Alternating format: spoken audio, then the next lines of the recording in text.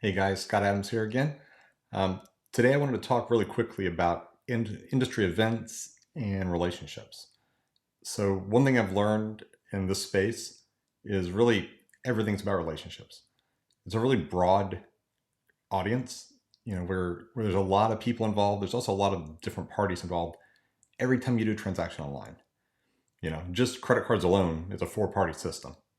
And so the more people that you know and have talked to, especially you met in person, the better. Unfortunately, it often takes knowing the right people to get things done. I know it's true in every company, even, but I think in most industries it's also true, and this one for sure. So one of the ways to build those relationships is to go to events. Um, that's really how I've made majority of my relationships.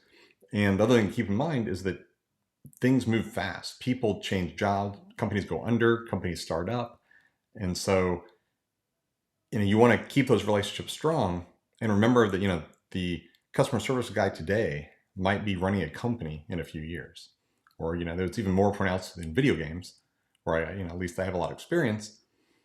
CS guys that I knew at Riot Games, for example, are running companies now. And so you don't want to burn bridges, and you want to try to give back once you get more experience. So as far as events that I like, so at least the coming up ones, I'm for sure going to be at MAG next week. That's going to be in San Antonio. It moves around every year.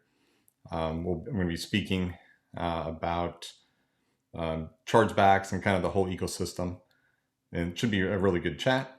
And then also planning to possibly go to MRC. That's another one, Merchant Risk Council. And then for sure, I'll be going to Payments Ed in the summer. And that one, I got to say, is one of my favorites. I've been involved with it for many years. And that one is 100% education. There's basically no sales. The people that are on stage are vetted to not do sales and are strongly encouraged to not cross that line. And even when you're just walking around at the event, everyone's encouraged to talk and share and not sell, which is one of the reasons why I like it so much. It's also not one of the huge conference. It's 500 people, something like that. So you can really talk to people and have good conversations. The other thing I was going to say around this topic is too that so many times I've been able to solve problems with my own business or for merchant clients just by knowing the right people to talk to.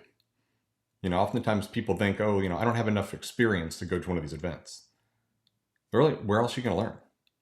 Definitely you can learn from me. You can learn from, there's some companies out there that can help too, along with mine. But some of the best learnings are by talking to people that have experience. And then before you know it, you have that experience too. And now you can start to share. And, once you get to that point, the great thing to do is speak.